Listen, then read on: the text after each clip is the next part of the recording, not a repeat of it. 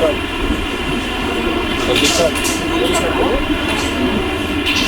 है, क्यों नहीं है?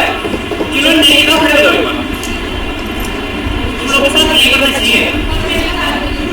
ठीक है, आप लोग सुनना सकते हैं, तुम्हें जिसने पसंद नहीं है वो खड़े हो।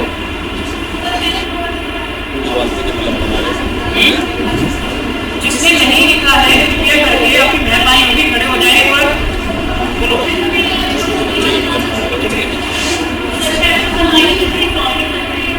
ये बात खड़े तो हो।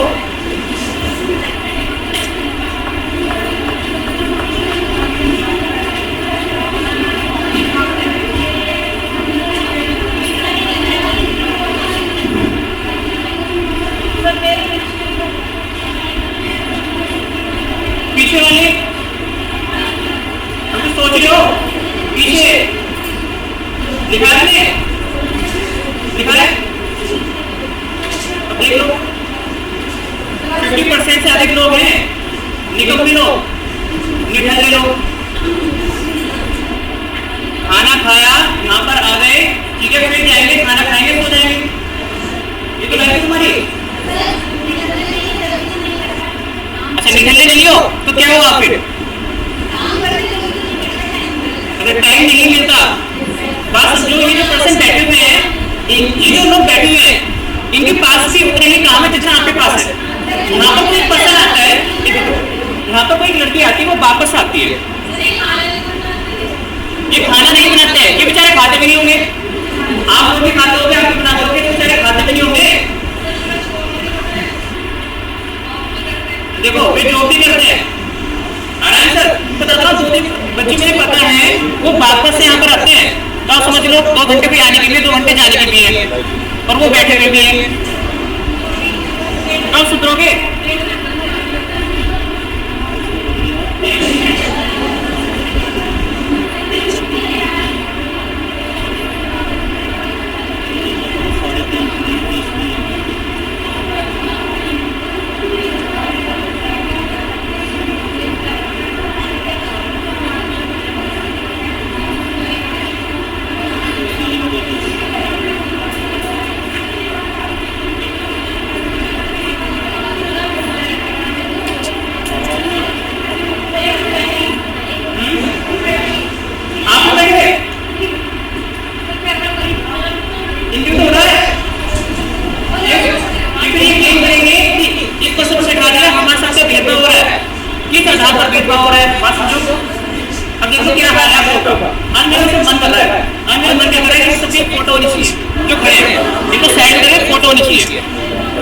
ठीक है, और ये फोटो फिर हम आगे फॉरवर्ड करेंगे। ये फोटो हम अंदर फॉरवर्ड करते हैं।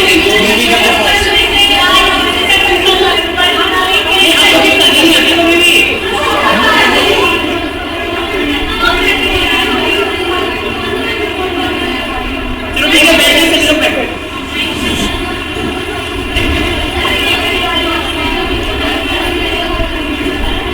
आइए करना चाहते हो, नहीं करना चाहते हो? लगा दो ये। हाँ कहने से यहाँ पर आने से कुछ नहीं होता है। ठीक है, आप लोग कहते हैं कि हमें आइस करना है, घर वालों से बोलते हैं, रिश्तेदार से बोलते हैं, तो बोलने से और यहाँ पर आने से कुछ नहीं होने वाला है। करके दिखाना पड़ेगा, भीड़ से अलग दिखना पड़ेगा।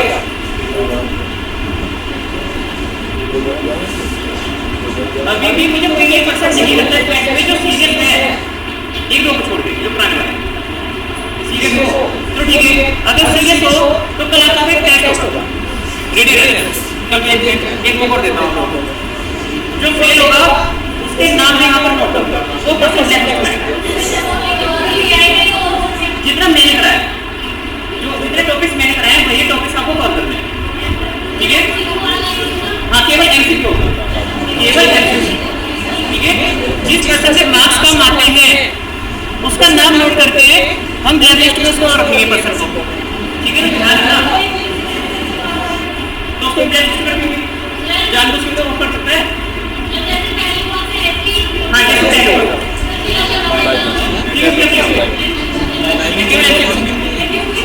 और एमसीक्यू में कोई भी ऑप्शन नहीं होंगे। ठीक है, जो सारी चीजें हैं क्योंकि फिर आप टिक करोगे और ओके लगाओगे।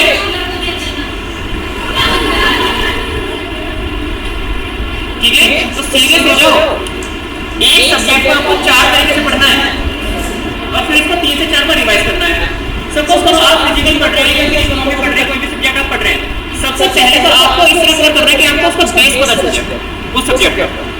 सबसे पहले आपको सब्जेक्ट का बेस पता होना चाहिए, ठीक है। सेकंड टाइम जब उस सब्जेक्ट को पढ़ेंगे तो आपको इस तरह करना है कि एडवांस लेवल पे आना है। सिंपल सी बात है, कोई पर्सन ऐसे कर सकता है, कोई इकोनॉमी लाइन हो सकता है, कोई फिजिक्स वाली लाइन हो सकता है, ठीक है। तो पहले आपको सब्जेक्ट का बेस निकालना है। फर्स्ट टाइम जब पढ़ेंगे सब्जेक्ट को तो आपको बेस आना चाहिए। सेकंड टाइम जब सब्जेक्ट को पढ़ेंगे तो एडवांस लेवल पे पढ़ेंगे, फिर उसको सिलेक्ट करेंगे कौन सी स्टैंडर्ड में तैयारी कर रहे हैं उस सब्जेक्ट की, ठीक है। थर्ड टाइम जब उसको पढ़ेंगे तो फिर हम सैंपल पेपर के साथ पढ़ेंगे, इसके साथ सैंपल पेपर के साथ जो प्रीवियस ईयर के क्वेश्चन है उसके साथ। फोर्थ टाइम जब आप करोगे तो फिर आपको इतना याद होना चाहिए कि विदाउट बुक या विदाउट नोट्स आप हर टॉपिक को समझ सकते हो, लिख सकते हो, उसके बारे में पढ़ा। तो 4 तरीके से पढ़ना पड़ता है सब्जेक्ट को, फिर उसको रिवाइज करेंगे, फिर उसको रिवाइज करेंगे। तो सीरियस हो जाओ, सुधर जाओ, अच्छा रहेगा,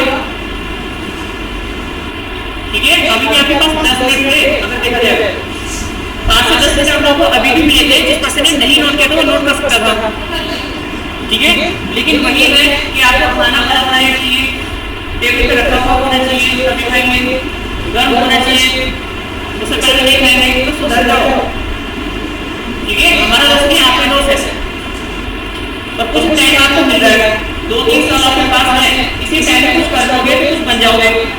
नहीं करोगे तो फिर वही है, फिर वही कंडीशन आ जाएगी, शादी हो गई है, ठीक है। शादी के बाद अधिकतर लोग ऐसे होते हैं पढ़ने की इच्छा होती है लेकिन पढ़ नहीं पाता है।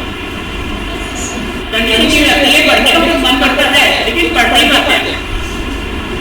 तो अभी जो टाइम मिल रहा है इसे टाइम यूटिलाइज करो, यही टाइम है हमारे पास पढ़ाई के लिए, ठीक है। कंटिन्यू करते हैं। तो बेसिक कैसे करते हैं लोग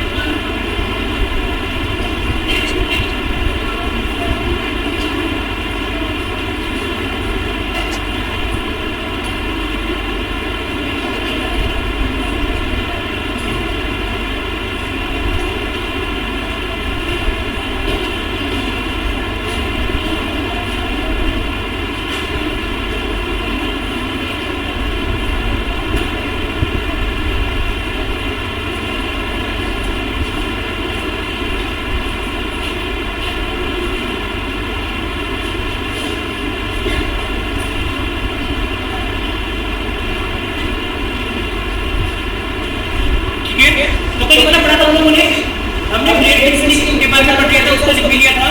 फिर हमने वेस्टर्न के बारे में पढ़ा था, उसको भी लिख दिया था, ये वेस्टर्न चल रहा था। तो वेक्टर इससे हम कंसीडर करेंगे, ठीक है। और अभी एक बार सर क्वेश्चन पुट अप करता है वही एरो वाला, ठीक है। तो मैंने आपको कल वाली क्लास में बोला था कि एरो यहाँ पर मेन नहीं है। मेन क्या पॉइंट है, हमें मेन ये याद होना चाहिए कि कौन सी जगह लो करती है। अगर आपका नाम याद है तो कोई परेशानी नहीं है। क्यों परेशानी नहीं है? For example suppose 0 degree of 30 degree, इसको देखते हैं, ठीक है। 0 डिग्री ऑफ 30 डिग्री, तो हाई प्रेशर कहां पर है हमारा? 30 डिग्री पे। 0 डिग्री पे क्या है? लो प्रेशर, ठीक है। अभी मैंने क्या किया कि अब मैंने इसके अकॉर्डिंग एरो को ड्रॉ नहीं किया, इसके अकॉर्डिंग एरो को ड्रॉ नहीं किया जो यहाँ पर डायरेक्शन दी हुई है। तो मैंने इसके अकॉर्डिंग यहाँ पर डायरेक्शन ड्रॉ किया है, केवल हाई प्रेशर से लो प्रेशर की तरफ बेंडिंग चलेगी, ठीक है। तो यहाँ पर जो मैंने एरो बनाई है वो बिल्कुल स्ट्रेट बना दी।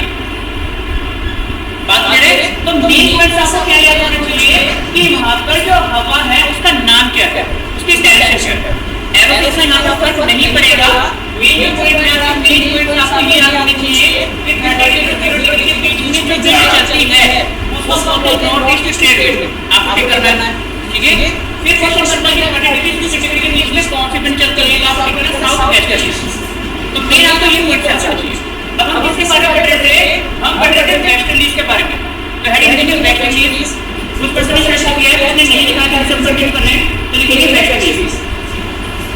लिखेंगे वेस्टर्लीज मतलब पश्चिमी हवाएं, वेस्टर्लीज पश्चिमी हवाएं।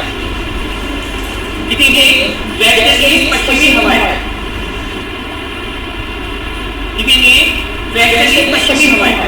अब पहला क्वेश्चन क्या बनता है? पहला क्वेश्चन ये पूछता है कि जो वेस्टर्लीज हवाएं हैं वो कितने डिग्री के मध्य फ्लो करती है या फिर कौन सी गैस के मध्य फ्लो करती है, ठीक है। तो अगर हमसे डिग्री की बात करते हैं तो याद रखिए 30 डिग्री से 60 डिग्री है या फिर 30 डिग्री से 60 डिग्री है। बात करें दोनों हेमिस्फीयर में फ्लो करेगी, चाहे नॉर्दर्न हेमिस्फीयर हो चाहे साउदर्न हेमिस्फीयर हो। अब जब मैं बात करता हूं नॉर्दर्न हेमिस्फीयर की तो इनकी डायरेक्शन क्या होती है? South westerly. और जब मैं बात करता हूं साउदर्न हेमिस्फीयर की इनकी डायरेक्शन होती है नॉर्थ वेस्टर्ली। बात करें तीसरा क्वेश्चन क्या बनता है कि कौन सी गैस के मध्य है? तो याद रखिए सब ट्रॉपिकल या फिर सब पोलर, ठीक है। हिंदी में क्या बोलते हैं सब ट्रॉपिकल को? उपोष्ण उष्णदाब पेटी और उपध्रुवीय निम्नदाब पेटी, ठीक है। तो पहले इसकी कुल नोट करेंगे, लिखेंगे यह हवाएं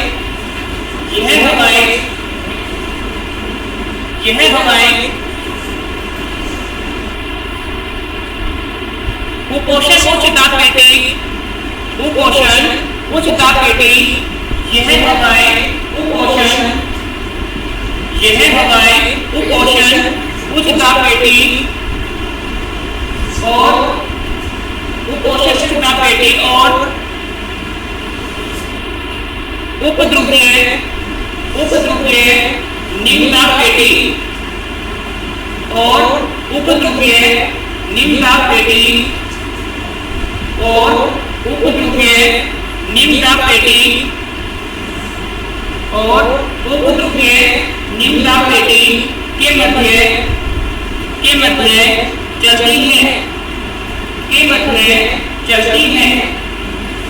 उपध्रुवीय निम्न दाब पेटी के मध्य चलती है। उत्तरी गोलार्ध में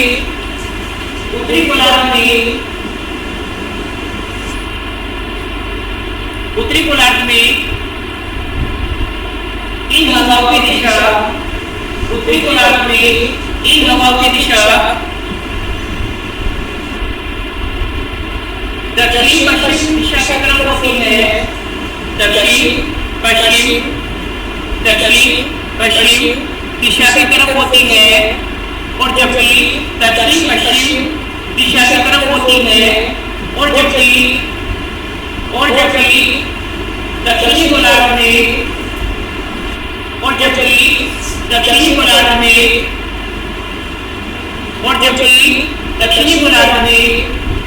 इनकी दिशा और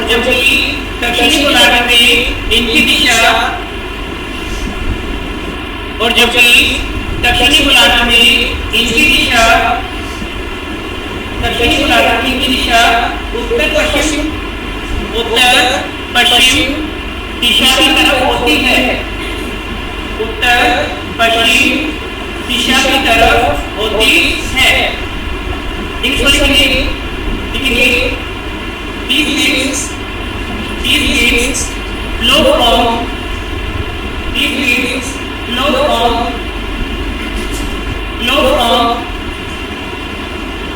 subtropical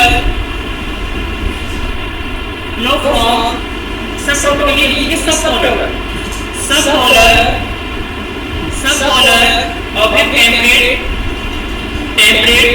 low pressure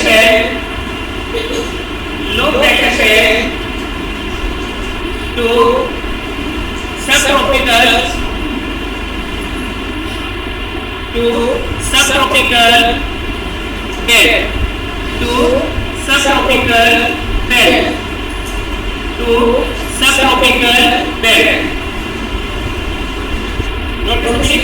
Subtropical belt. लिखिए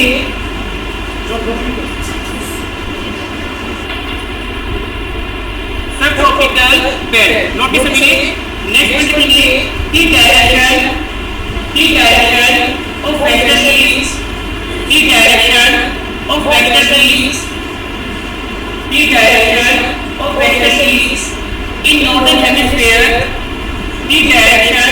of westerlies, in northern hemisphere, the direction of westerlies in northern hemisphere is southwesterlies.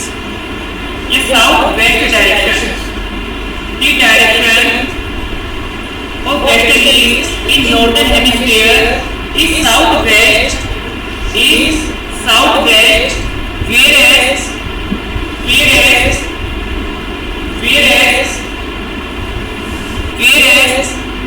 in southern hemisphere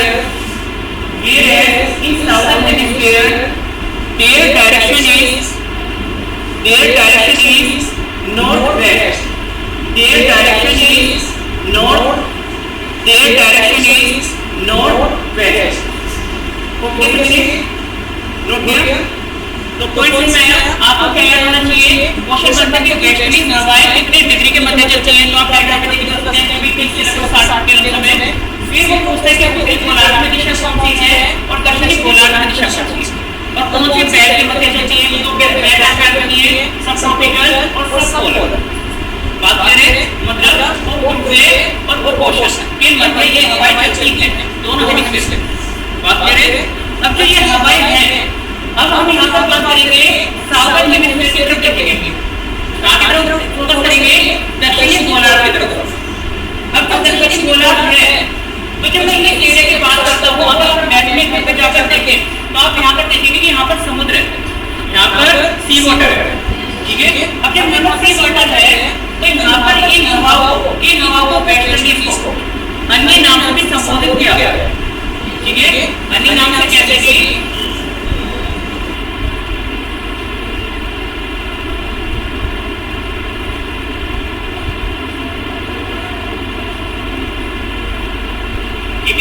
roaring 40, furious 50, historical 60, ठीक है। मतलब रोरिंग मतलब क्या होता है, दहाड़ना। जैसे आपने सुना होगा कि शेर होता है वो क्या करता है, वो दहाड़ता है, वो भौंकता तो नहीं, भौंकता तो बताओ। अगर शेर आजकल से भौंकते हो तो बताओ, जो पुराने टाइम में अगर भौंकते हो तो शेर होंगे तो क्या करता है, वो दहाड़ता है, ठीक है। तो रोरिंग 40 मतलब दहाड़ती, इस हवा का नाम क्या हुआ, दहाड़ती। फिर फ्यूरियस 50 मतलब चीखना, ठीक है। और हिस्टोरिक मतलब तूफानी। तो इन हवाओं को 3 नाम से संबोधित किया गया है। कहाँ पर, दक्षिणी गोलार्ध में। क्यों संबोधित किया गया है, क्योंकि जब यहाँ पर कोई बोट अपने लेकर जा रहा है तो ये हवा क्या करती है, उस बोट को पानी में डुबा देती है। इनकी जो इंटेंसिटी होती है, जो तीव्रता होती है, वो इतनी अधिक होती है जिस कारण वो जो सेलर्स होते हैं या उनकी जो बोट होती है वो क्या होती है, वो पानी में डूब जाती है। जिस कारण नाविकों के द्वारा वेस्टर्ली हवा को दक्षिणी गोलार्ध में 3 अन्य नामों में संबोधित किया गया है। बात करें तो क्वेश्चन पूछता है कि ये नाम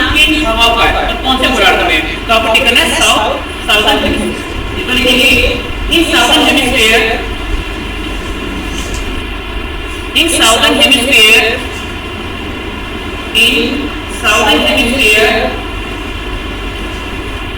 in southern hemisphere, the Western Ghats, in southern hemisphere, the Western Ghats, in southern hemisphere, the Western Ghats is also known as the Western Ghats is also known as Roaring 40, Roaring 40, Furious 60. देखो नाम आपका सामने नहीं है, Roaring 40, Furious 60 और Roaring 60 नहीं, नाम change है, मतलब यहाँ पर बोलते हैं जैसे शेर दहाड़ता है तो हम बोलेंगे दहाड़ती, चीखती और तूफानी, तीन नाम से इसे हम बात करेंगे, ठीक है? रोरिंग 40, फ्यूरियस 60 और स्टॉर्मिंग 60। हिंदी में लिखेंगे दक्षिणी गोलार्ध में, दक्षिणी गोलार्ध में, दक्षिणी गोलार्ध में पश्चिमी हवा को, दक्षिणी गोलार्ध में पश्चिमी हवा को दहाड़ती 40, दहाड़ती 40, चीखती 50 और तूफानी 60 के नाम से भी संबोधित किया जाता है, तूफानी 60 के नाम से भी संबोधित किया जाता है, के नाम से भी संबोधित किया जाता है। अच्छा पॉइंट नजर आता मुझे आप लोगों से, अब इसके पीछे जो रीजन है मैंने आपको एक्सप्लेन किया कि नाम क्यों आ रहा है, इसके बैक्टीरिया स्वभाव है। अब ये रीजन लिखने की रिक्वायरमेंट है, अगर रीजन लिखवाना है तो बताओ, अदरवाइज कोई नहीं लोकेट होता है। देखो यहाँ पर एक तरह से इसका कोड वर्ड किया गया है, ठीक है? जब नाम दिया था इसने नेविगेटर्स ने तो नाम इसके पीछे 40 लिख दिया क्योंकि अप्रोक्सीमेटली 40 डिग्री पे, ठीक है? ये मिलेगी लगभग 50 डिग्री पे, इसके टेंट होगा लगभग 50 डिग्री पे, तो इस तरह से सेंस यहाँ पर आपका कोड फॉर्म में लिखा है। बात मेरे अब मैं आप लोगों से पॉइंट पूछ रहा था कि जो यहाँ पर रीजन है, इन हवा पर नाम जो यहाँ पर ओरिजिनेट हुआ है वो रीजन लिखवाने की रिक्वायरमेंट है तो बताओ।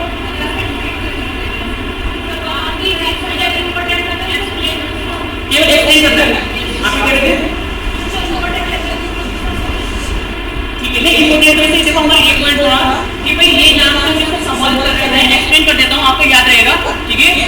इसलिए इनको संबोधित किया गया जो यहाँ पर नाविक इस रास्ते से गुजरते थे, इस पर बैटिंग करते थे, तो ये जो हवाएं हैं बैठते इनका इंपैक्ट काफी तेज हुआ करता था, काफी तेज आ गई। तो जब इनका इंपैक्ट काफी तेज हुआ करता था तो ये उन सेलर्स की बोट को क्या करते थे, उसको डुबा देते, जिस कारण उन नाविकों ने वैश्विक हवा को दक्षिणी गोलार्ध में इस नाम से संबोधित किया। अभी कंटेंट की नाविकों के बाद नाम दिया गया, ये चीज बात करें, ठीक है? हिंदी वालों भी इक्वल हो गए, इंग्लिश वालों का भी हो चुका है। अब नेक्स्ट लिखेंगे polar eastern gates, polar eastern gates, ठीक है? नेक्स्ट लिखेंगे हम लोग की पोलर ईस्टर्न गेट्स मतलब ध्रुवीय पूर्वी हवाएं, ध्रुवीय पूर्वी हवाएं, लिखेंगे polar eastern gates, polar eastern gates. पहले इसमें करेंगे, लिखेंगे these winds blow from polar high pressure belt, from polar high pressure belt, from polar high pressure belt to polar high pressure belt to subpolar or temperate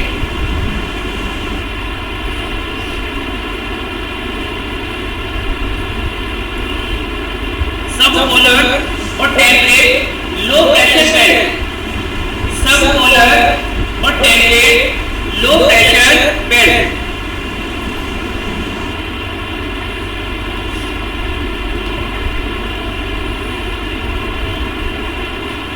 सबपोलर और temperate low pressure belt notice करिए।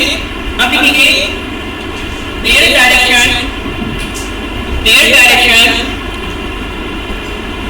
direction in northern hemisphere, their direction in northern hemisphere, their direction in northern hemisphere, their direction in northern hemisphere is their direction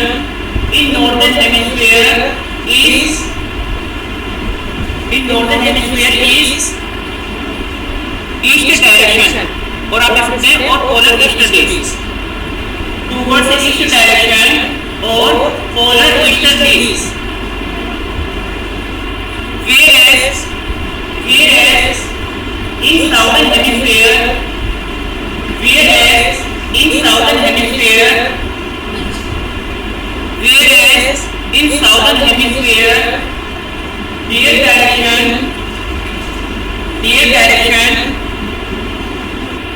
their direction is also towards east. Their direction is also towards east और polar eastern days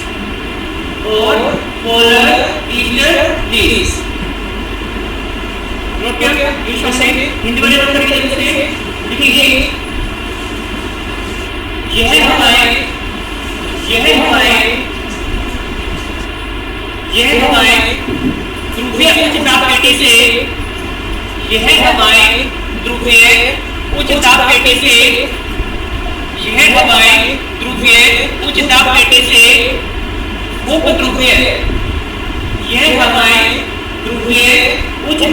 से उपध्रुवीय निम्न ताप पेटी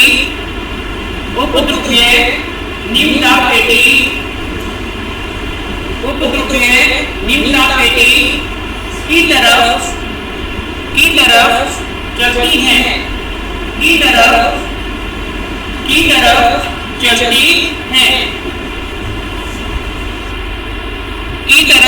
चलती हैं notice मेरे point next question के फिर देखिए उत्तरी गोलार्ध में इन हवाओं की दिशा उत्तरी गोलार्ध में इन हवाओं की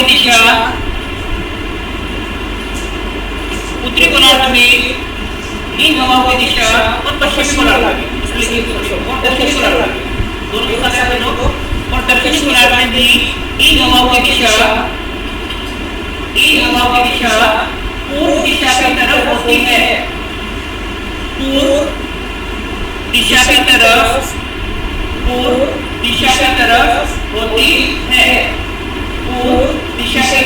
होती है तो नोडल शासकों के शासकों को मैं ये क्वेश्चन में सब्जेक्ट देगा या कंट्रोल में प्रोफाइल है नोटिस करिए अभी को रिवाइज कर लेते हैं ठीक है तो क्वेश्चन टेस्ट करेंगे तो पहला क्वेश्चन बनता है कि जो हमारी क्रिस्टल हमारी है वो कौन सी बेल्ट के मध्य में चाहिए तो आपको याद रखना है सब ट्रॉपिकल और इक्वेटर वाली बेल्ट के मध्य हमारी कौन सी बेल्ट है ईस्टर्न डिग्रीज जिनको बोलते हैं पूर्वी हवा ठीक है अगर वो डिग्री पूछते हैं तो आपको याद रखिए 0 डिग्री से लेकर 30 डिग्री ठीक है अगर फिर 30 ना हो तो 5 से 30 हो तो आप ऑपरेटिंग कर सकते हैं क्योंकि ऑब्वियसली बिल वाले क्वेश्चन है बात करें और जो हमारी ईस्टर्न है वो क्वेश्चन ये पूछता है कि क्या एक ही गोलार्ध में बहती है फिर दोनों गोलार्ध में तो दोनों गोलार्ध में नॉर्दर्न हेमिस्फीयर में भी फ्लो करती है और साउदर्न हेमिस्फीयर में फ्लो करती है फिर नेक्स्ट क्वेश्चन हम क्या पूछता है कि दोनों की डायरेक्शन दोनों गोलार्ध में क्या है तो नॉर्दर्न हेमिस्फीयर की बात करता हूं तो आपका आंसर नॉर्थ ईस्ट और जब हम बात करते हैं साउदर्न हेमिस्फीयर की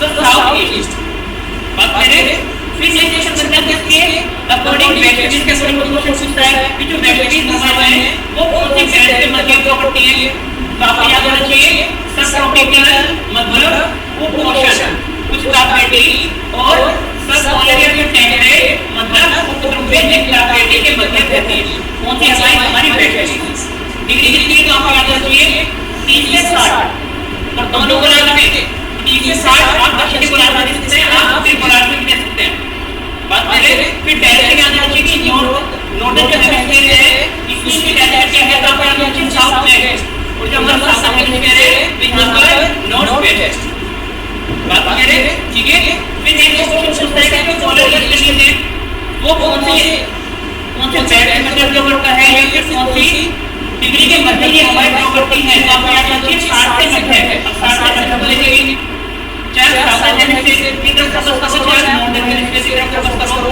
तो कौन सी हवाएं हैं पोलर ईस्टर्न वाली ठीक है मतलब पोलर हाई प्रेशर बेल्ट से लो प्रेशर बेल्ट के मध्य फ्लो करती है दोनों हेमिस्फीयर में चाहे साउदर्न हेमिस्फीयर हो चाहे हमारे नॉर्दर्न हेमिस्फीयर हो तो तो इस टाइप के क्वेश्चन बनते हैं। इसके अलावा आपको याद रखना है वेक्टर को साधारण बिजनेस के कनेक्शन आप समझ जाते हैं, जैसे फॉर एग्जांपल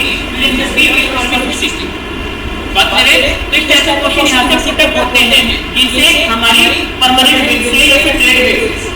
बात करें हमने लोकल यूज पढ़ी थी, आज हमने ये पढ़ी और कल भी पढ़ा था हमने इसके बारे में। अब यही से टॉपिक बनता है, फिर आपको थोड़ी बहुत समझ नहीं होगी, ठीक है। जो आपका सीपीयू है जिसकी जो लो बैटरी रहती है हमेशा, उसमें शायद थोड़ी बहुत तो बात सीपीयू होगी, नहीं है तो ठीक है, अच्छी बात है, थोड़ी बहुत ही है। चलो ठीक है, अब यही से दूसरा टॉपिक के अंदर दूसरा कंसेप्ट बनता है, आपने सुना होगा साइक्लोन या फिर एंटी साइक्लोन। वो टॉपिक जो है वो भी किससे कनेक्ट होता है, इसी टॉपिक से कनेक्ट होता है, किससे विंड वाले टॉपिक से।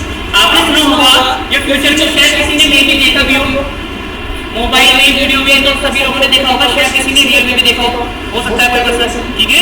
तो आपने सुना होगा किसके बारे में, साइक्लोन के बारे में सुना है, नहीं सुना है?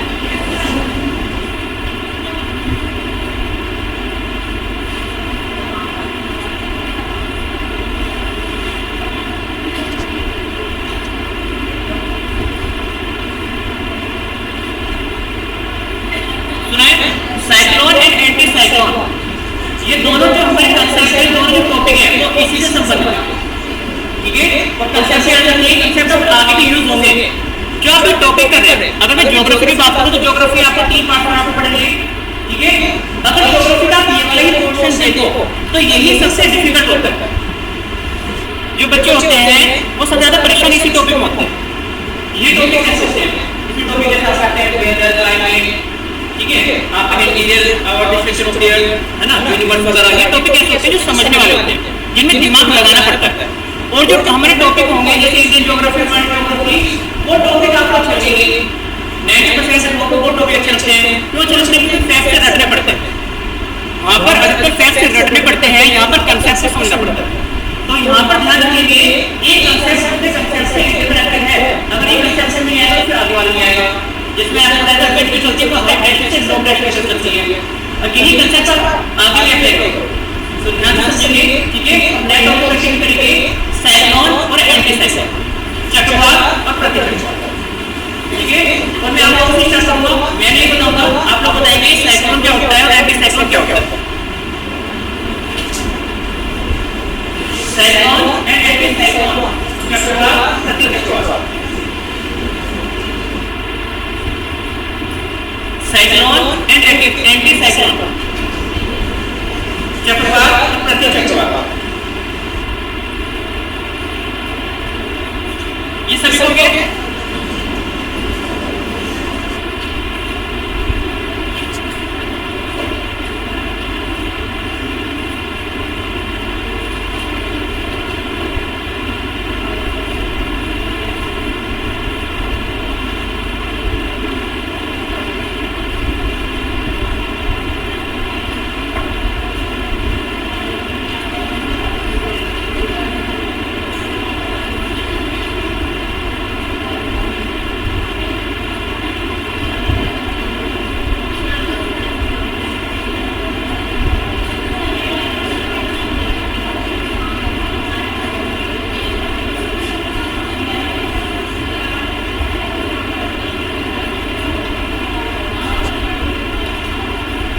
लिखेंगे साइक्लोन एंड एंटी साइक्लोन, चक्रवात, प्रतिचक्रवात, नोटिस सभी, ठीक है।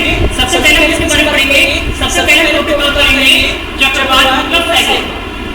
और मैं ही बताऊंगा, सबसे पहले आप लोगों को पूछना चाहता हूं कि आप लोगों ने इसके बारे में पहले भी पढ़ा होगा, सुना भी होगा, तो शायद इसको समझा भी होगा पर्सन ने। तो वही क्वेश्चन है, ये साइक्लोन होता क्या है, इसकी उत्पत्ति कैसे होती है। दो क्वेश्चन में आपसे पूछे, ये साइक्लोन होता क्या है और इसकी उत्पत्ति कैसे होती है।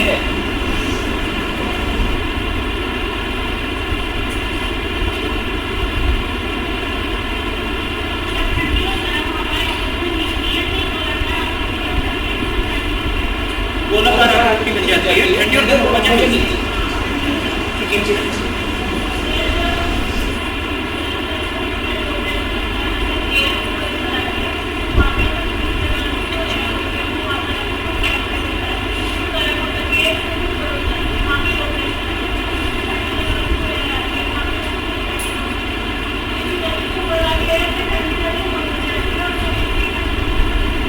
ठीक है, अच्छी क्वालिटी दोनों पर्सन की। और कोई आंसर करना चाहता है? अच्छा, एक के साथ दोनों के साथ सीख। अच्छा, दोनों सीख रहा है, चलो ठीक है, दोनों सीख रहे हैं, एक से आंसर दे। तो यही डेफिनेशन है, यही पॉइंट्स आपने जो समझे हैं और तो बताएगा, समझ में आया? सेकंड क्या होता है, सेकंड बताया आपने। तो सेकंड को और कोई पर्सन डिफाइन करना चाहता है? सेकंड क्या होता है?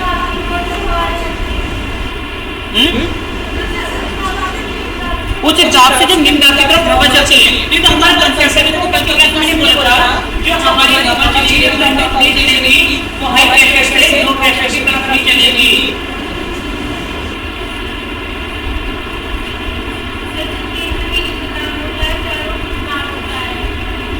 तो उसको बोलते हैं साइक्लोन, ठीक है। बात समझ आई? समझ में आ गया? हाँ तो अरे ये मैं पूछूंगा तो आंसर मिलेगा। हाँ तो अरे फिर क्या आंसर है? कोरिलेटिव फोर्स, ठीक है, सेंट्रीफ्यूगल फोर्स वगैरह, ठीक है। वो पर्सन डिफाइन करना चाहता है कि सेकंड क्या होता है? नहीं, चलो ठीक है, समझते हैं। हेजिटेशन आपकी दूर होनी चाहिए, बोलना आना चाहिए, बोलना आप लोगों को आना चाहिए। किसी बार मैं आपको बोले कि बोलना सीख लो।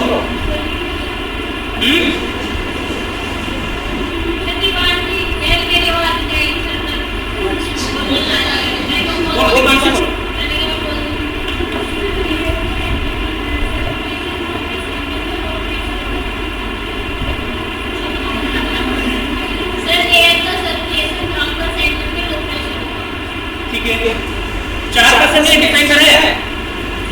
अब जो पीछे वाले हैं मैं उनसे मिल करता हूँ, वो डिफाइन करेंगे।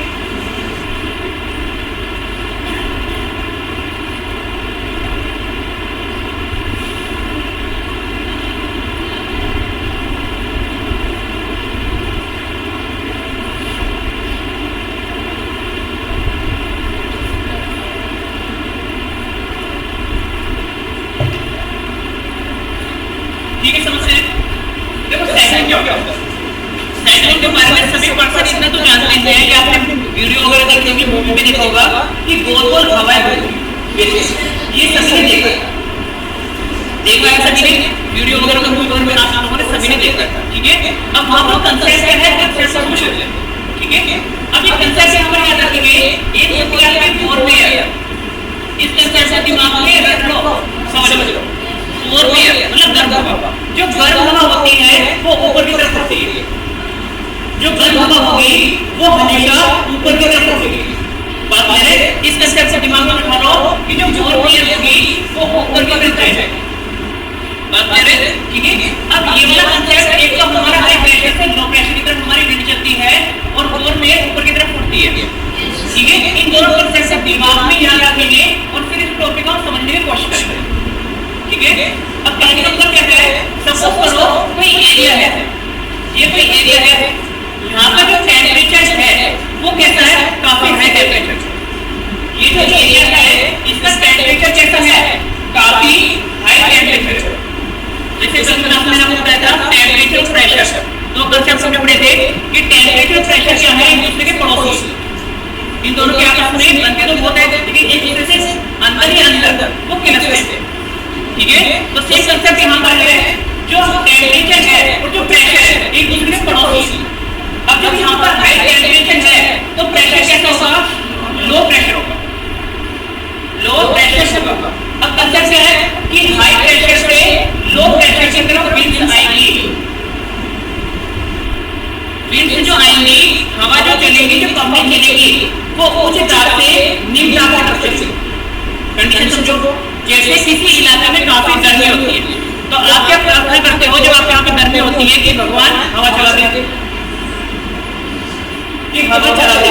अब सपोज करो ठंड हो यहाँ पे तो आप प्रेयर नहीं करोगे, जब आपने कंबल ओढ़ रखा है उस कंडीशन में आप प्रेयर नहीं करोगे कि हवा चला दे, ठीक है।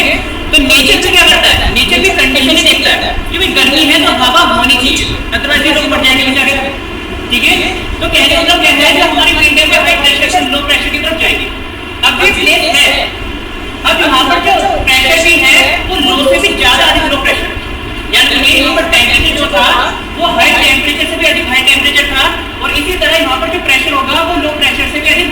डायरेक्शन होगा।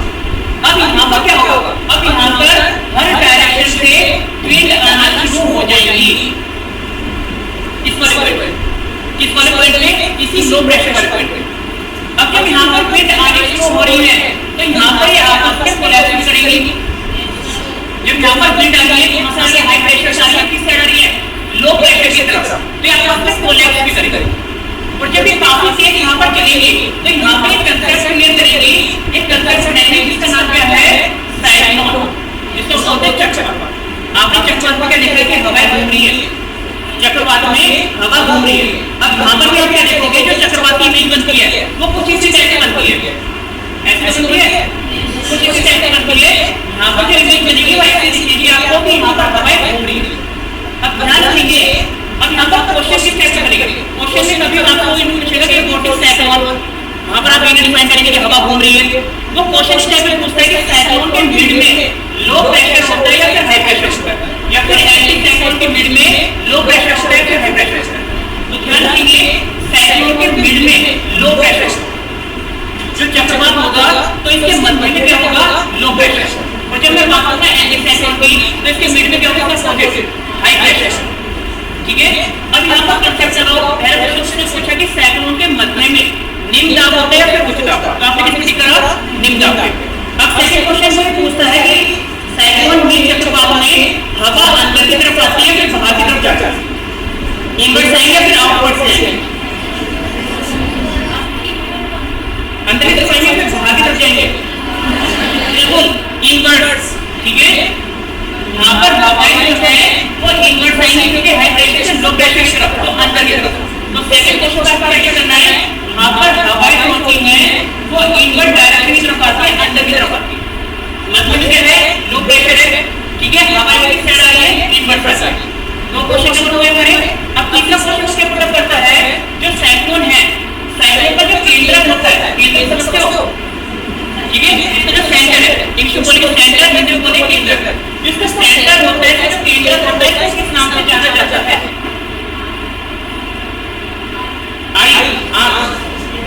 ठीक है। वो क्वेश्चन आसान सा चल रहा है। क्वेश्चन ये मतलब क्या था कि जो साइक्लोन है इसके सेंटर को, इसके केंद्र को किस नाम से जाना जाता है, उन्होंने आंसर दिया आई।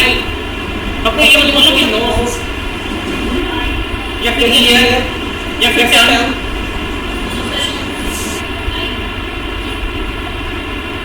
सही आंसर होगा पक्का, बस हाँ कर ही रहे हो, बिल्कुल बिल्कुल सही आंसर है। इसके सेंटर को बोलते हैं आई। ठीक है, 3 क्वेश्चन में। अब और क्वेश्चन ये है, साइक्लोन को जो मेजर करने वाला इंस्ट्रूमेंट है, जैसे आपने सुना होगा कि हमारे डेंसिटी ऑफ गैस को मेजर करने वाला इंस्ट्रूमेंट होता है। ठीक है, इसी तरह एक क्वेश्चन ये बनता है कि हमारा साइक्लोन है उसको मेजर करने वाले इंस्ट्रूमेंट का क्या नाम होता है,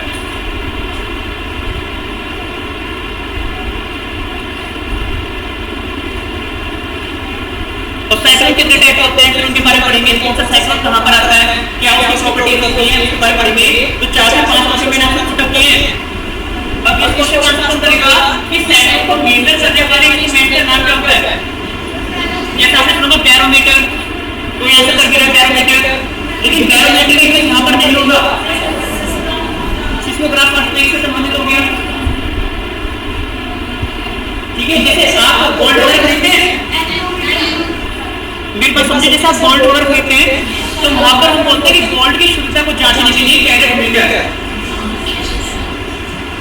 जैसे 22 में 24 कैरेट होता है ना, 24 कैरेट का गोल्ड प्योर होता है, तो उसकी शुद्धता आपको जांचना है, फिर एक इंस्ट्रूमेंट होता है जिसको बोलते हैं कैरेट मीटर। इसी तरह एक इंस्ट्रूमेंट है जो कि इंटेंसिटी को बताता है किसकी, साइक्लोन की, उसका नाम क्या है,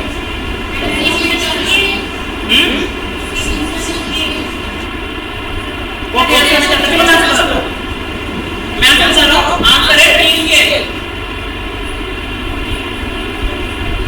इसको हम टी स्केल के नाम से जानते हैं, यहाँ पर ये मत बोलो टी फॉर 10, केवल टी। ठीक है, तो साइक्लोन की इंटेंसिटी को किससे मेजर किया जाता है, टी स्केल से। बात करें, अब साइक्लोन जो होते हैं वो 2 टाइप होते हैं, याद रखिए जो साइक्लोन होते हैं वो 2 टाइप होते हैं। एक होता है ट्रॉपिकल साइक्लोन, मतलब उष्णकटिबंधीय है, और दूसरा टेम्परेट साइक्लोन, मतलब समशीतोष्ण साइक्लोन होते हैं, साइक्लोन में 2 टाइप होते हैं, एक होता है ट्रॉपिकल, एक होता है टेम्परेट। अब जिस एरिया में ट्रॉपिकल आएगा उसमें आप टेम्परेट वाले नहीं देखेंगे, जहां पर टेम्परेट वाले देखेंगे वहां पर ट्रॉपिकल वाले देखेंगे। अब फिर वो क्वेश्चन क्या पूछता है, वो क्वेश्चन पूछता है कि दोनों को रिलेट करो कि डायमीटर इसका बड़ा होगा या फिर इसका ज्यादा होगा, वेलोसिटी इसकी अधिक होगी या फिर इसकी अधिक होगी।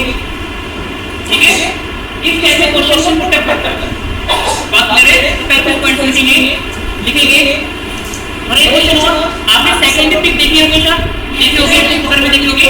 एक क्वेश्चन ये बनता है कि साइक्लोन होता है, इसकी पिक इसके आकार जैसी होती है, एप्रोक्स कंप्लीट नहीं होगी, एप्रोक्स होगी, लमसम होगी, तो किसके जैसी होती है इसकी शेप?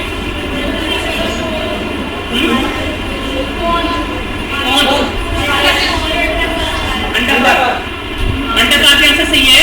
और इसके अलावा तो कौन सा अल्फाबेट यहाँ पर बनता है? एक अल्फाबेट भी बनता है वी, बिल्कुल याद रखेंगे। इसकी जो शेप होती है, इसकी शेप होती है अंडाकार। ठीक है, और अगर बात करी जाए इंग्लिश का एक अल्फाबेट इससे मैच करता है, इंग्लिश का एक अल्फाबेट इससे मैच करता है, हम बोलेंगे वी। कैसे? तो थोड़ी सी इमेज में आपको बना के दिखा सकता हूं। ठीक है, तो लगभग वी है ऐसा बात कर रहे हैं। इन फैक्टर्स को लिखकर आप बात करेंगे टॉपिक ऑफ टेम्परेट साइक्लोन लिखेंगे। और इसका दूसरे नाम से भी जाना जाता है, क्योंकि दूसरा नाम है, गांव के लोग बोलते हैं इसको दूसरे नाम से संबोधित करते हैं। गांव के लोग क्या बोलते हैं? बवंडर।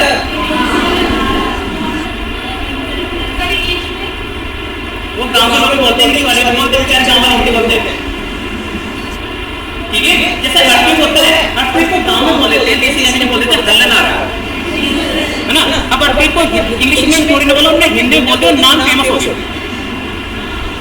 ठीक है, तो लिखेंगे चक्रवात। चक्रवात चक्रवात के मध्य निम्न क्षेत्र होता है। चक्रवात के मध्य निम्न क्षेत्र होता है। चक्रवात के मध्य निम्न क्षेत्र होता है। निम्न क्षेत्र होता है। निम्न क्षेत्र होता है जिसमें हवाएं अंदर की तरफ जिसमें हवाएं अंदर की तरफ आती हैं। जिसमें हवाएं अंदर की तरफ आती हैं।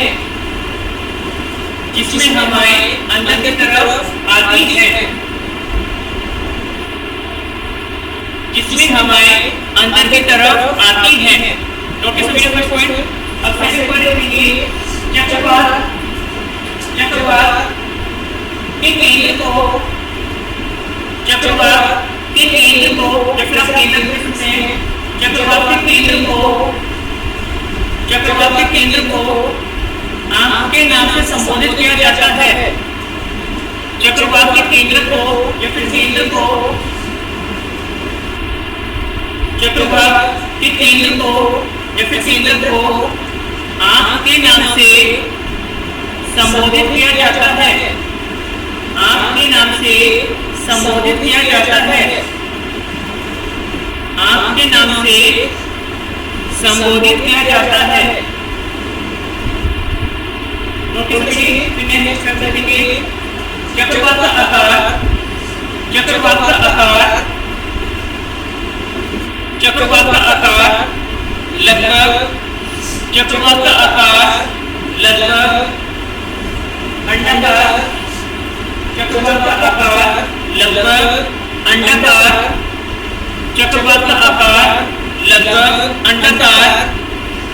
चक्रवात का आकार लगभग अंडाकार और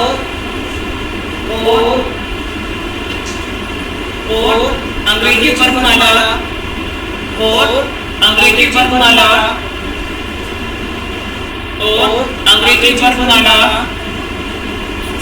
वी जैसा होता है।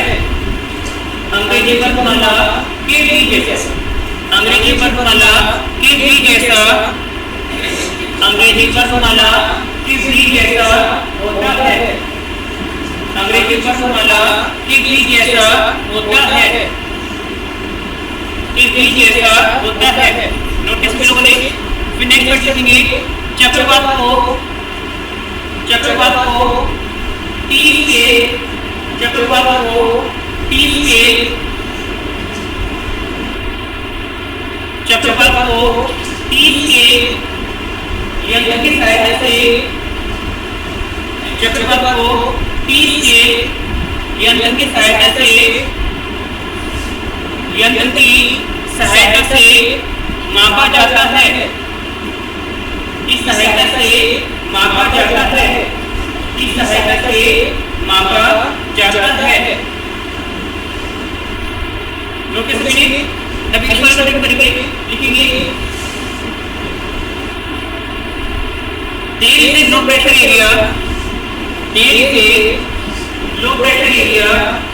occurs in the mid of the cyclone occurs in the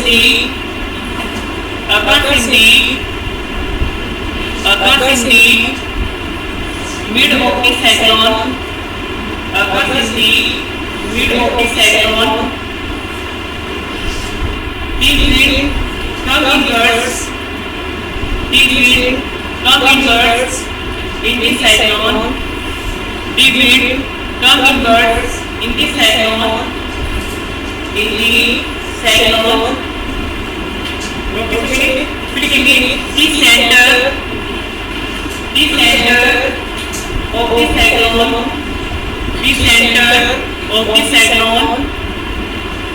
The center of the cyclone is known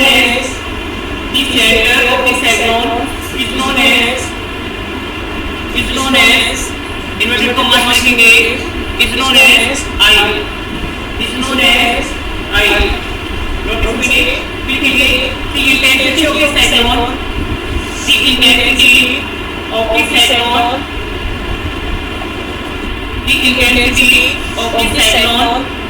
is measured by the intensity of the cyclone is measured by DT scale instrument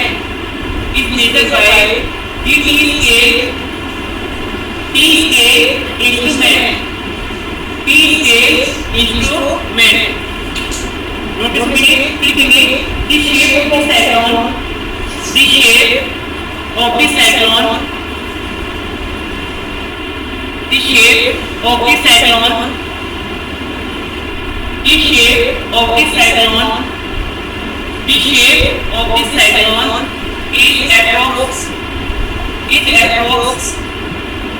is approx V shape और egg-like structure या तो V shape और egg-like structure। Notice करिए यहाँ तक सभी point समझ हुए। बोलो मेरे में आया लाना चाहते हो? ठीक है देखो साइक्लोन को फॉलो करेगा फिर एंटी साइक्लोन। ठीक है जो एंटी साइक्लोन होता है वो फॉलो करता है साइक्लोन को। फिर इसी कंडीशन शामिल होने की उत्पत्ति आने की संभावना होती है। ठीक है लेकिन मेजर में मत बोलो तो साइक्लोन को फॉलो करता है एंटी साइक्लोन को फॉलो करेगा साइक्लोन को फॉलो करता है एंटी साइक्लोन। ठीक है अभी की और प्रॉपर्टीज मैं आपको बताऊंगा। ठीक है लेकिन मेजर तो हमारा मार्ग है। मेजर को बताऊंगा मैं सभी लोगों से कहता हूं जो मेरे स्टूडेंट हैं वो मेरे को बोलते हैं बहुत बेकार एरिया है। मैं कहता हूं किसी एरिया में रह रहे हो इससे बढ़िया एरिया आपको मेरे के अलावा अपना जो भी मेन कहीं भी आप कर सकते हो। पूरे एरिया में आपको कहीं नहीं मिलेगा। लोग तो मुझे कहते हैं कि मेरे वाले सोचते हैं ये करते हैं लेकिन मेरे सबसे बढ़िया लगता है। क्या अच्छा इलाहाबाद अच्छा है। चलो ठीक है इलाहाबाद भी आपका अच्छा है लेकिन हमारा मेरठ भी अच्छा है। चलो ठीक है बाकी आते पॉइंट पे तो यहाँ तक सबसे कैसे नोट किए। अब यहाँ पर क्वेश्चन ये बनता है जो साइक्लोन है इसकी डायरेक्शन होती होगी नॉर्दर्न हेमिस्फीयर में भी इसकी डायरेक्शन होती होगी साउदर्न हेमिस्फीयर में। जिस तरह जब आप वेस्टर्न ईस्ट पढ़ रहे थे जब आप ईस्टर्न ईस्ट पढ़ रहे थे तो वहां पर आपने उन हवाओं की डायरेक्शन देखी थी। ठीक है जो हवा की इनकी भी नॉर्दर्न हेमिस्फीयर और साउदर्न हेमिस्फीयर में डायरेक्शन चेंज होती थी। इनकी ईस्टर्ली हवा की या फिर वेस्टर्ली हवा की। तो इसे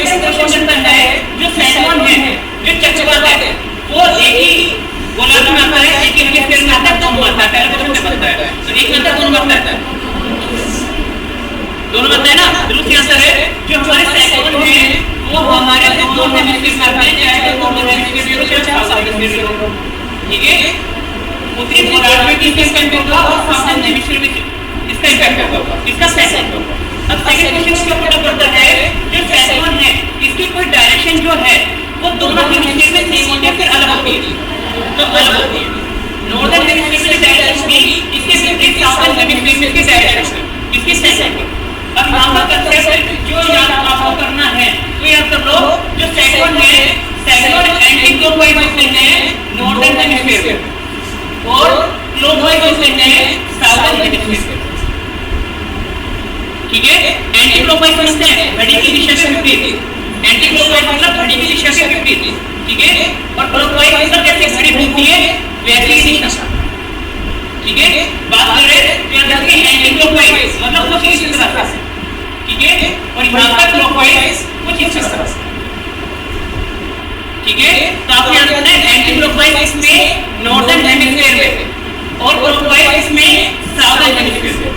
अब जो साइक्लोन है और एंटी साइक्लोन है ये दूसरे के विपरीत है, दोनों भाई तो हैं, ठीक है, दोनों भाई हैं, लेकिन जो काम दूसरा करता है उसके अपोजिट दूसरा का काम करता है, ठीक है। तो जब एंटी साइक्लोन की मैं बात करूंगा तो यहाँ पर ये कंसेप्ट चेंज हो जाएगा, इसको रिवर्स कर देना, ठीक है। एंटी साइक्लोन यहाँ पर क्लॉकवाइज जाएगा और यहाँ पर एंटी क्लॉकवाइज। कौन एंटी साइक्लोन, साइक्लोन यहाँ पर एंटी क्लॉकवाइज। बात करें एक को याद कर लो दूसरा आपको ऑटोमेटिकली याद आ जाएगा, बस याद रखना एक दूसरे के अपोजिट चाहिए, एक दूसरे के सोचने लगेंगे। बात करें इस पॉइंट पर लिखेंगे चक्रवात की दिशा उत्तरी गोलार्ध में, चक्रवात की दिशा उत्तरी गोलार्ध में, उत्तरी गोलार्ध में एंटी क्लॉकवाइज को बोलते हैं हिंदी में घड़ी के विपरीत, घड़ी के विपरीत दिशा की तरफ होती है, तो वो कह सकते हैं, ठीक है। जिसको पता है हिंदी में एक्चुअल मीनिंग है वो बोल लो, अदरवाइज टर्म में बोल रहा हूं आपके भी लिख सकते हैं, ठीक है। तो लिखेंगे घड़ी के दिशा के विपरीत दिशा होती है, घड़ी की दिशा के विपरीत दिशा होती है, रिपीट करना गाइस। देखो साइक्लोन की डायरेक्शन नॉर्दर्न हेमिस्फीयर में होगी एंटी क्लॉकवाइज, ठीक है, और साउथर्न हेमिस्फीयर में होगी क्लॉकवाइज। ये पॉइंट आपको लिखना है, ठीक है। जब इसकी बात होगा एंटी साइक्लोन की तो इन दोनों को अपोजिट कर देना, इन दोनों की आपस में नहीं बनती है, इसके साइक्लोन को एंटी साइक्लोन की इसके पड़ोसी हैं, ठीक है। जब ये एंटी साइक्लोन है नॉर्दर्न हेमिस्फीयर में तो एंटी साइक्लोन नॉर्दर्न क्लॉकवाइज हो जाएगा और एंटी साइक्लोन साउथर्न हेमिस्फीयर में एंटी साइक्लोन हो जाएगा, ठीक है। तो लिखेंगे चक्रवात की दिशा उत्तरी गोलार्ध में,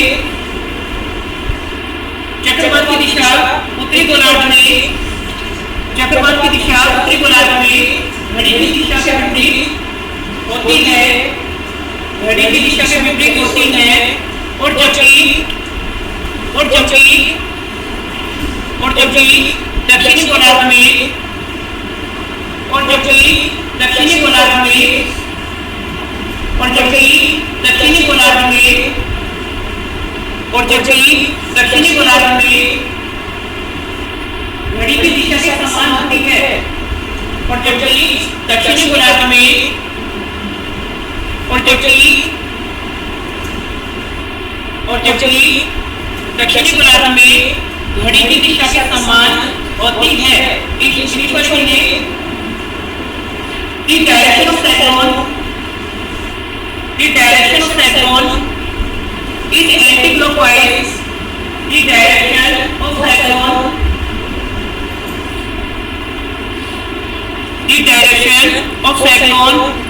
is anti-clockwise in northern hemisphere, is anti-clockwise in northern hemisphere, is anti-clockwise in northern hemisphere, whereas clockwise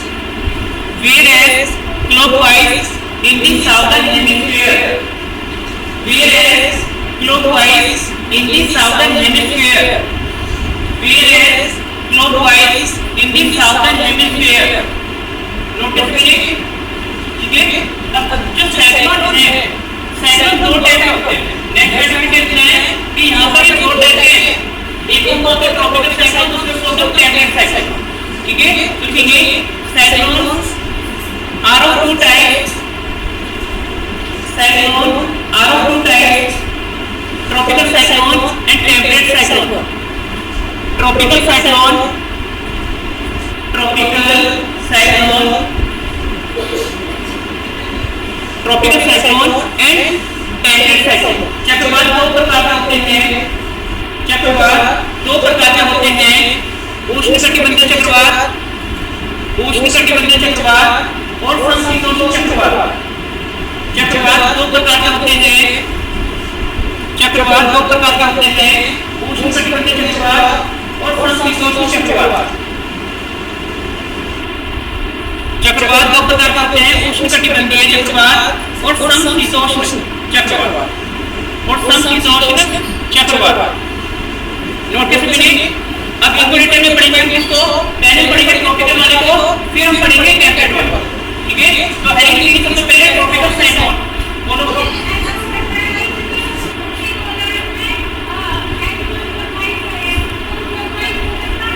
clockwise हो सकता है तो नहीं ना? कैसे होता है? हम बात समझो.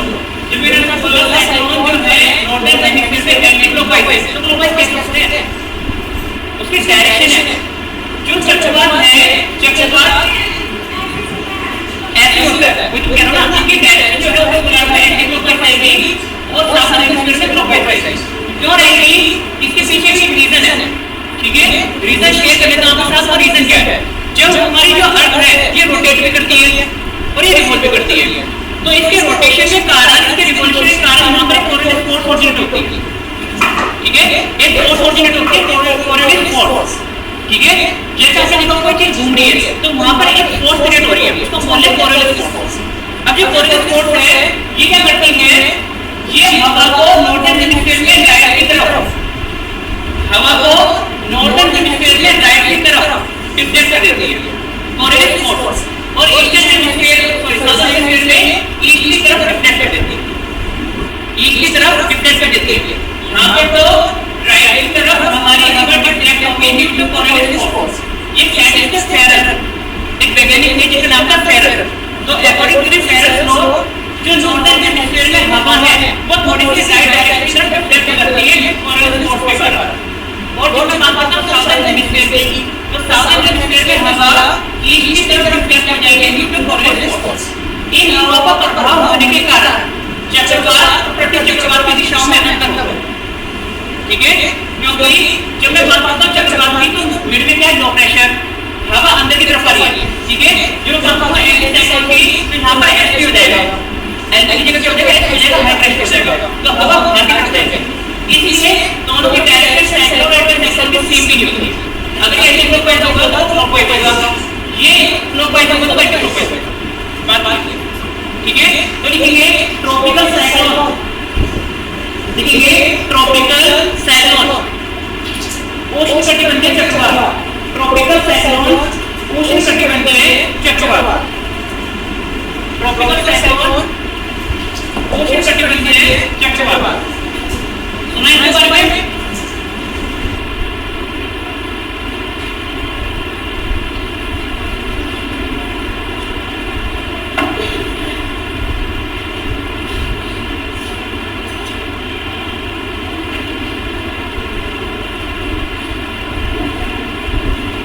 सुना है इसके बारे में?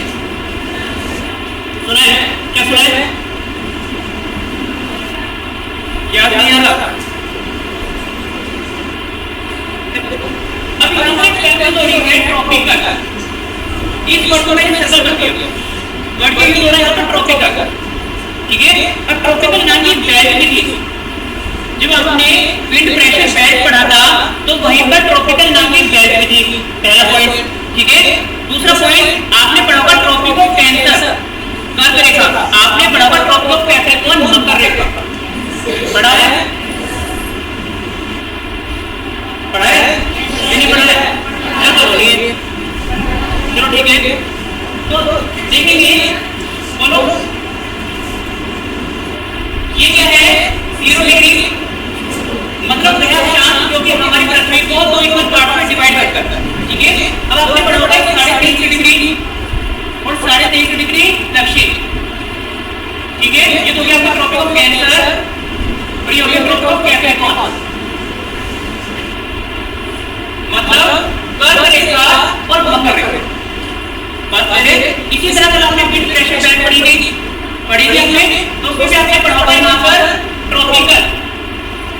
इसमें भी बैठ क्या बड़ी होगी, ट्रॉपिकल बढ़ेगी, ठीक है।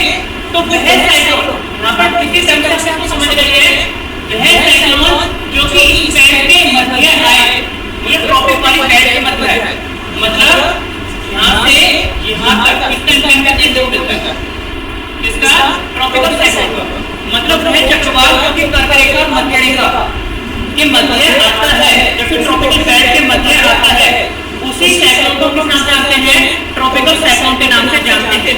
पहला पॉइंट हमारा ये बात करें,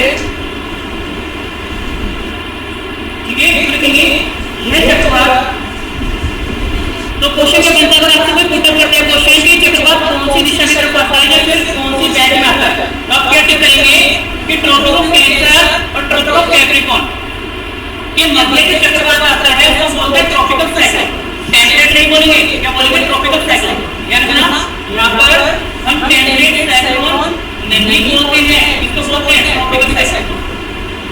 टेम्परेट जो है वो टेम्परेट इससे आगे है, मतलब इससे ऊपर वाले बैंड में, तो दोनों की केस नहीं है। फिर बात समझो, आपका जो घर है आप उसी में हो जाते हो, आपकी फिक्स पोजीशन है, आपको पता है किस गली से जाना है, कौन सा आपका मोहल्ला, कौन सी आपका गली है, कौन सा आपका घर है, आप वहीं पर जाएंगे। ऐसा नहीं है कि आज आपका मन करा तो किसी और के घर में चले गए, ठीक है, फिर किसी और के घर में चले गए, आप अपने घर पर ही जाते हैं।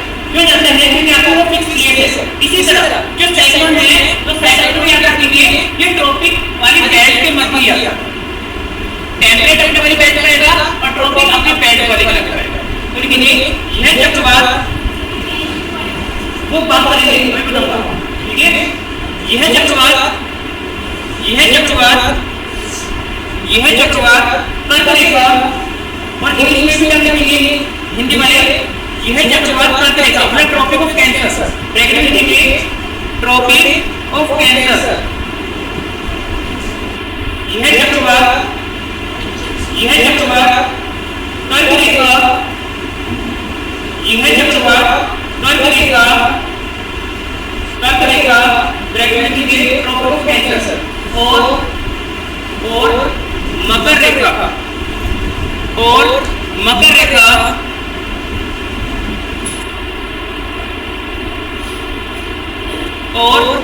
रेखा, के मध्य आता है, मकर रेखा के ब्रैकेट में लिखेंगे ट्रॉपिक ऑफ कैप्रिकॉर्न।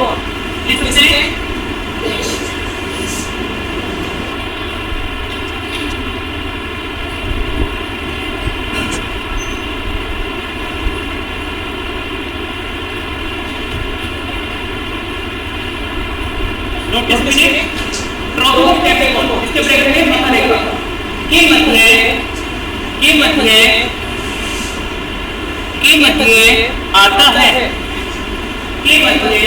आता है, बोलो, ठीक है।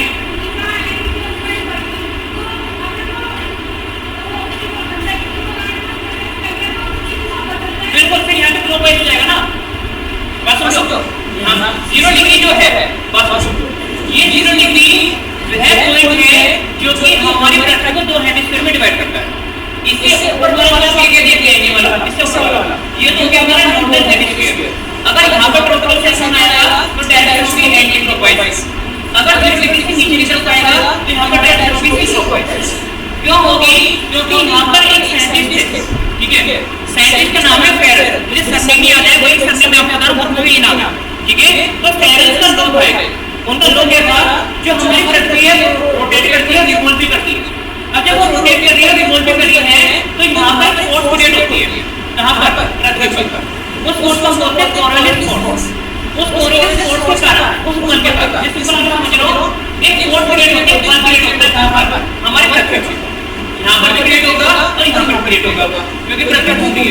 उसी बल के कारण क्या होता है, जो हवा यहाँ पर चल रही है, जो हवा यहाँ पर चल रही है, इनकी डायरेक्शन को ये बल, ये फोर्स डिफ्लेक्ट कर देता है, ये डिफ्लेक्ट कर देता है। तो कहने का मतलब क्या है कि यहाँ पर तो जब मैं बात करता हूँ नॉर्दर्न हेमिस्फीयर की, तो यहाँ पर तो राइट डायरेक्शन की तरफ हमारी हवा मुड़ती है। यहाँ पर अगर साउथ हेमिस्फीयर की बात करूँ तो यहाँ पर एक डायरेक्शन की तरफ हमारी हवा मुड़ती है, ठीक है। अब जब ये यहाँ से यहाँ पहुँच गया, अगर यहाँ पर भी आया तो यहाँ से यहाँ पहुँच गया, तो यहाँ पर फोर्स लगी इसकी डायरेक्शन चेंज हो जाएगी। बात समझो, जब यहाँ पर ये फोर्स लगेगा इसकी डायरेक्शन चेंज हो जाएगी, यहाँ पर क्लॉकवाइज रहेगा और यहाँ पर ये एंटी क्लॉकवाइज है। ठीक है, इसमें चाहे आप में नोट कर लेना, कभी क्लास में नोट कर लेना चाहे। ठीक है, तो ये इंग्लिश में पता नहीं होगा। देखिए इट लाइज, ये it fix after low, it lies between, it lies between, it lies between the tropic of Cancer, it lies between the tropic of Cancer, it lies between the tropic of Cancer, it lies between the tropic of Cancer, it lies between the tropic of Cancer and the tropic of Capricorn, and the tropic of Capricorn. Notice कीजिए, मतलब क्या करेगा और क्या करेगा। First point notice कीजिए, English वाला में क्या है, हिंदी वाला में क्या है, समझ गया। अब सेकंड क्वेश्चन कैसे बनता है, जो ट्रॉपिकल साइक्लोन है। अब यहाँ पर दो कांसेप्ट यूज होंगे। पहला कांसेप्ट क्या है, एक तो होती है वेलोसिटी, ठीक है, एक होता है डायमीटर। वेलोसिटी और डायमीटर। वेलोसिटी तो आपको थोड़ी घटेगी, ठीक है, फिजिक्स में वेलोसिटी और स्पीड तो एक अलग अलग रहता है। फिजिक्स में हम पढ़ते हैं वेलोसिटी और स्पीड को तो अलग यूनिट हो गई, दोनों डिफरेंस है। लेकिन जब दूसरे सब्जेक्ट में हम पढ़ते हैं तो हम एक ही चीज बोल सकते हैं, स्पीड बोल सकते हैं, वेलोसिटी बोल सकते हैं। इसके अलावा आपने सुना डायमीटर मतलब व्यास, ठीक है। तो अब यहाँ पर दो क्वेश्चन बनते हैं एक कंसेप्ट से लेकर के कि जो हमारा ट्रॉपिकल साइक्लोन है इसकी औसतन गति कितनी होती है, ठीक है, और इसका डायमीटर कितना होता है, यानी एवरेज औसतन, ठीक है। फिर वो पूछता है जो ट्रॉपिकल साइक्लोन है ये खतरनाक होता है या फिर जो दूसरे वाला पढ़ेंगे कल ये परसों टेम्परेट वो खतरनाक होता है, ठीक है। व्यास इसका बड़ा होता है कंपेयर टू टेम्परेट साइक्लोन या फिर वेलोसिटी इसकी अधिक होती है किससे कंपेयर टू टेम्परेट साइक्लोन, दोनों कंपेयर करता है, ठीक है। तो सबसे पहले बात करेंगे वेलोसिटी की। ट्रॉपिकल साइक्लोन की जो वेलोसिटी है वो कितनी होती है, लगभग उसका एवरेज होती है औसतन।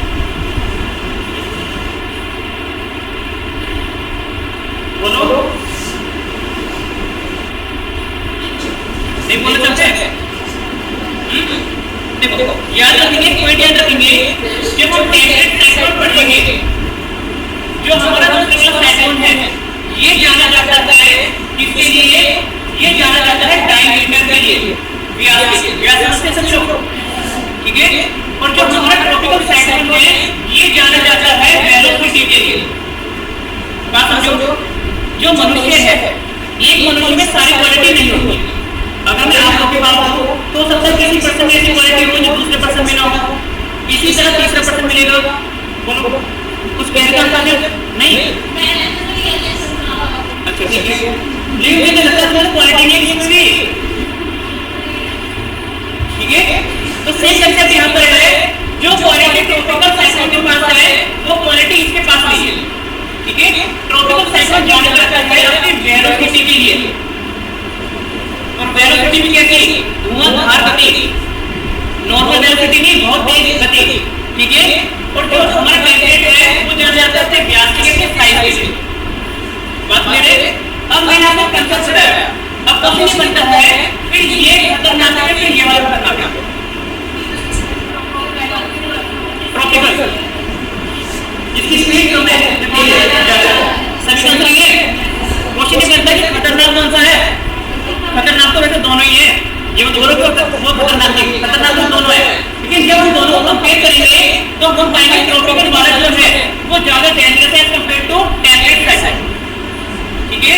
अब जो ट्रॉपिकल साइक्लोन है अगर मैं इसकी एवरेज वेलोसिटी की बात करूं तो आपको याद रखना है 190 किलोमीटर पर आवर से एवरेज है लगभग 400 किलोमीटर प्रति घंटे की स्पीड इसकी होती है किसकी ट्रॉपिकल साइक्लोन में, आप समझते हैं 190 किलोमीटर प्रति घंटा, ठीक है, से 400 किलोमीटर प्रति घंटा इसकी औसतन गति होती है। तो इसमें क्या होगा, अगर कोई इंसान इसके इम्पैक्ट में आ गया तो वो उड़ जाएगा, वो कहाँ पहुंच जाएगा, वो दूसरी लो में पहुंच जाएगा। ठीक है, अब जो ट्रॉपिकल साइक्लोन है इसकी एवरेज वेलोसिटी जब इतनी है, इसके अलावा इसके डिफरेंट प्लेस पे अनेक नाम भी है, इसको विभिन्न जगह पर विभिन्न नाम से भी जाना जाता है। ये सबसे फेमस है कौन, ट्रॉपिकल साइक्लोन। अब अगर मैं बात करूं ट्रॉपिकल साइक्लोन की, तो इसको डिफरेंट प्लेस पे डिफरेंट नाम से जाना जाता है। जैसे मैं बात करता हूं ऑस्ट्रेलिया की, तो क्वेश्चन बनता है ऑस्ट्रेलिया में ट्रॉपिकल साइक्लोन को किस नाम से जाना जाता है। इंडिया और बांग्लादेश में इसको किस नाम से जाना जाता है। ठीक है, यूएसए में किस नाम से जाना जाता है, इस टाइप के क्वेश्चन है। ठीक है, तो जब मैं बात करता हूं ऑस्ट्रेलिया की, तो ऑस्ट्रेलिया में इसको जाना जाता है वीडी के नाम से। देखो चक्रवात नहीं है, लेकिन उसका नाम चेंज हो गया वहां पे, यहाँ पर ऑस्ट्रेलिया वाले कॉन्टिनेंट पे, तो यहाँ पर हम इसको बोलते हैं विली। ठीक है, इंडिया और बांग्लादेश यहाँ पर हम इसको किस नाम से जानते हैं, चक्रवात के नाम से जानते हैं, साइक्लोन। ठीक है, और जब मैं बात करता हूँ यूएसए की, तो यहाँ पर इसको दो नाम से जाना जाता है। ठीक है, एक तो बोलते हैं हर्डविंड, मतलब घुमावदार हवाएं, दिख रहा है, दिख रहा है। और सेकंड इसको यहाँ पर बोला जाता है टोर्नेडोस। ठीक है, इसके अलावा अब आ जाओ चीन की तरफ, ठीक है, पैसिफिक ओशियन। ठीक है, चीन की तरफ, प्रशांत महासागर की तरफ, वहां पर इसको दूसरे नाम से भी जाना जाता है। ठीक है, किस नाम से, टाइफून के नाम से। ठीक है, तो लिखेंगे, डिफरेंस करेंगे, लिखेंगे tropical cyclone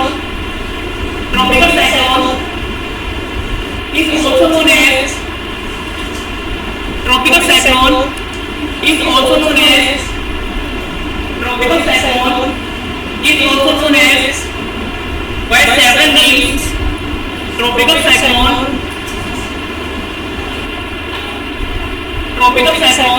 is also known as by several names in different places.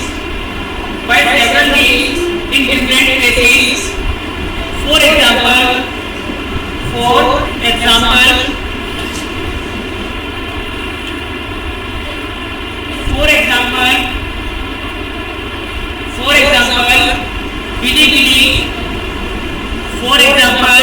Vili Vili in Australia. For example, Vili Vili in Australia. Vili Vili in Australia. Vili Vili in Australia. Vili Vili in Australia. Common name cyclone in Indian Bangladesh. Cyclone in